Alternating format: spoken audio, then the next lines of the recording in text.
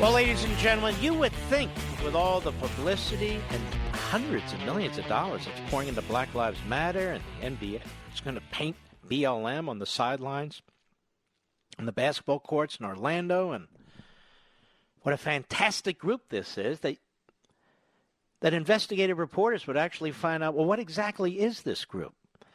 Scott Walker is the head muckety-muck of the Capital Research Center, which is America's investigative think tank. They are terrific. They really do follow the money.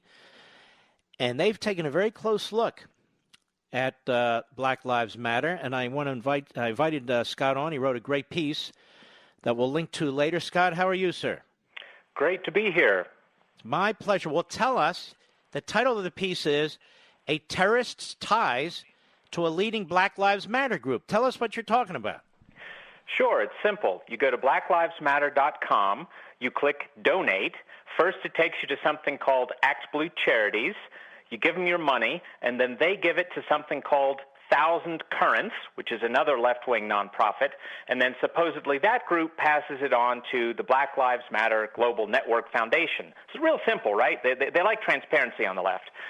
But the thousand let's slow down. Let's slow down. So basically, it's gone through three groups' hands already. Yes. All right. Yes. So when the Thousand Currents nonprofit has been around for some years, and it exists to do pass-throughs like this, and it is the pass-through for the largest of the Black Lives Matter groups, the Black Lives Matter Global Network Foundation. And on the board of Thousand Currents, as vice chairman, is a little lady called Susan Rosenberg. You have a simple term for her. She's a convicted domestic terrorist. She was serving 16 of her years out of her 58-year sentence when Bill Clinton pardoned her on his last day in office. And she is a real piece of work. She went to Barnard College, so as usual, this doesn't come from actual poor suffering people. It comes from badly educated college types, and she was underground for years, blowing things up and the rest. When they finally caught her, she had a mere 740 pounds of explosives on her, plus various guns and the rest. And her cause is the overthrow of the United States? Yes. As she said at her capture, we're caught, but we're not defeated. Long live the armed struggle. And Bill Clinton pardoned her? On his last day of office, along with Mark Rich and a lot of other fine folks. He had a tendency, as did Obama actually, to pardon domestic terrorists, didn't they? Yeah, it's impressive. Very impressive. All right, now back to this Rosenberg. So she sits on one of these middle organizations where the money's washed through that gets to Black Lives Matter Global? Exactly. Are you the first person to raise this, as far as I can tell? Almost the first person. I think there was somebody before us, but it's gotten precious little coverage in any mainstream media outlet for some reason. Has it been picked up by the New York Times or Washington Post? Nope, nobody remotely like that. A few of the conservative outlets, and that's it. How about CNN and MSNBC?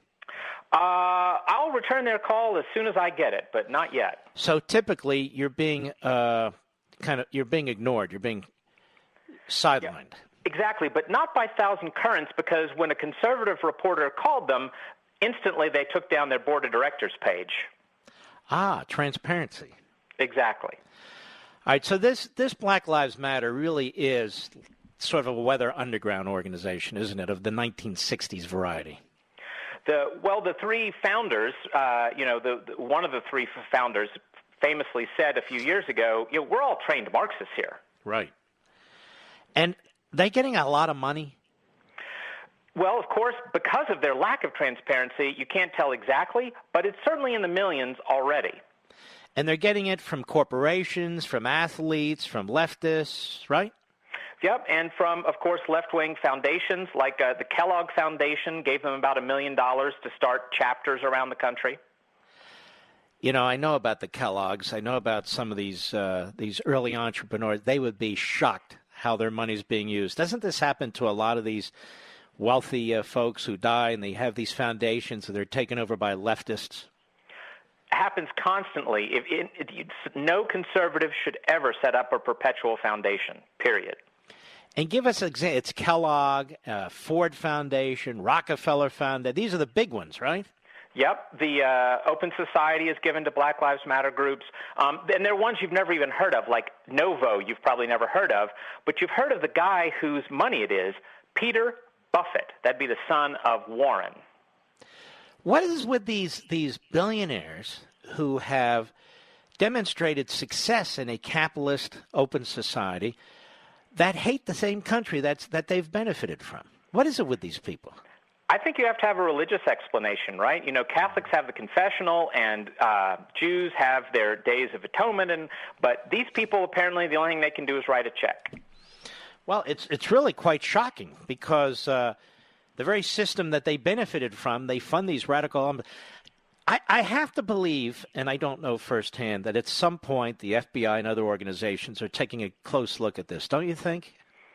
Well, I certainly hope so, but, I mean, I don't have any evidence of that. You know, the FBI's had its problems lately. Mostly peaceful. Well, I don't think BLM is mostly peaceful, do you? No, not the leadership. Absolutely not. All right, Scott Walter, we want to thank you very, very much. You and your group, Capital Research Center, do a fantastic job. We will post this, and my best to you. Keep up the good work. Thanks so much, Mark. All right, Mr. Producer, let's go ahead and post this article. And folks, see what I mean? You're the enemy. It used to be, even in the 60s, that the media would report about the Weather Underground and these other organizations that were armed, that were violent, that were Marxist in orientation. They would at least report it, but not anymore because the media are down with the struggle. They're part of the resistance.